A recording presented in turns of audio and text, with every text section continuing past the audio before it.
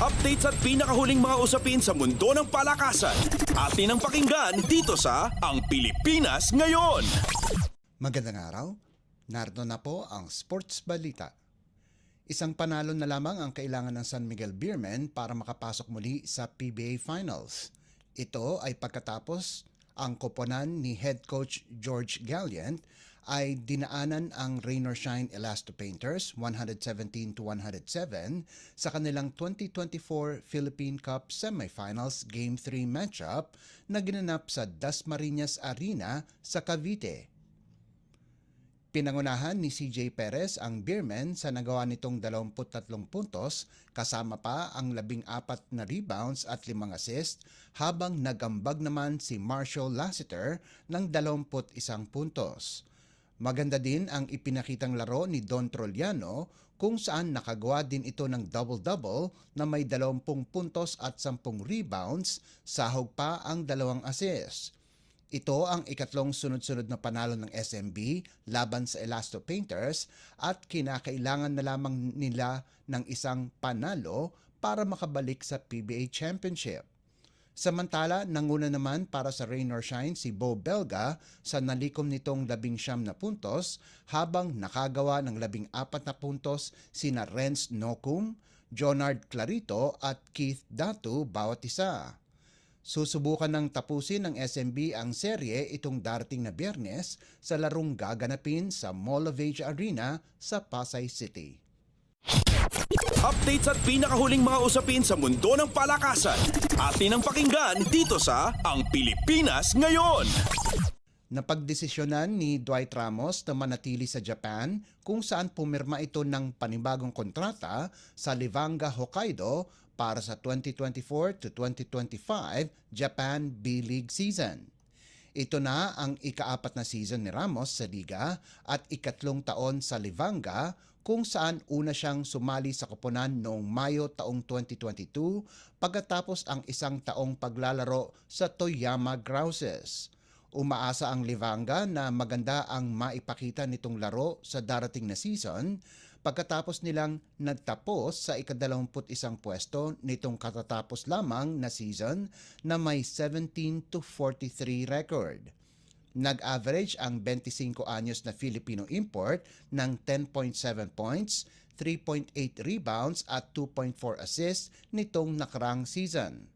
Samantala, nagpaalam na si Kai Soto sa Yokohama B Corsairs pagkatapos ang maigsing paglalaro sa koponan kung saan inilipat siya mula sa Hiroshima Dragonflies.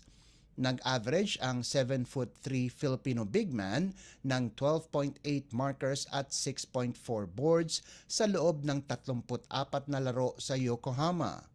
Hindi pa maliwanag kung saang koponan lilipat si Soto, subalit ayon kay Gilas Pilipinas head coach Tim Cone, kasalukuyang nasa Amerika si Soto at nasa isang NBA camp.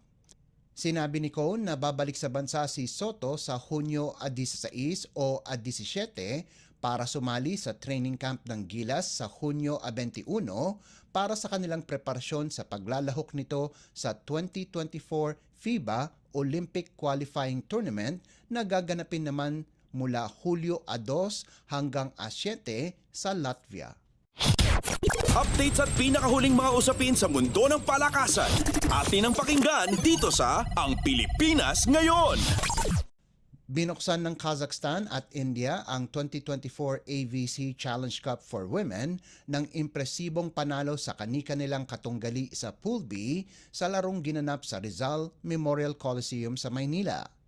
Madaling dinispatsa ng 31st ranked Kazakhstan ang Singapore sa unang laro 25-15, 25-9 at 25-17 na inabot lamang ng 72 minuto. Nanguna para sa Kazakhstan si Kristina Belova sa nagawa nitong 15 puntos galing sa 8 attacks at 7 service aces habang nagambag si Sana Anarkulova ng 13 markers. Walang Singaporean ang nakapagtala ng 5 puntos sa kanilang pagkatalo kung saan sina Yue Tinglao, Yi Tinxiao at Yun Ji-san ay nakagawa lamang ng tig-4 na puntos bawat isa. Susubukan ng Singapore na makakuha ng panalo laban sa defending champion Vietnam sa Huwebes, habang makakalaban naman ng Vietnam ang Kazakhstan sa Biyernes. Sa ikalawang laro, ang 62nd ranked na India naman ay dinomina ang 57th ranked na Iran 25-17, 25-23 at 25-21. Pinangunahan ni Radha Anagha ang India sa nalikom nitong 16 na puntos galing sa 13 attacks at 3 service ace, habang nagambag sina Anusri Kambrath Poyilil at Shaalini Saravanan ng 15 at 12 puntos ayon sa pagkakasunod. Susubukang makuha ng India ang kanilang ikalawang panalo sa Pool A sa Huwebes laban sa Chinese Taipei, habang makakatapat ng Iran ang kaparehong koponan sa Biyernes. Samantala, matutunghayan ang unang laban ng Alas Pilipinas sa Huwebes, kung saan makakatapat nila ang Australia na kasama din sa Pool A. Updates at pinakahuling mga usapin sa mundo ng palakasan. Atin ang pakinggan dito sa Ang Pilipinas Ngayon. At yan ang pinakahuling balita sa larangan ng palakasan. Para sa Radyo Pilipinas World Service, ito po si Leo Magpayo. Magandang araw. Updates at pinakahuling mga usapin sa mundo ng palakasan.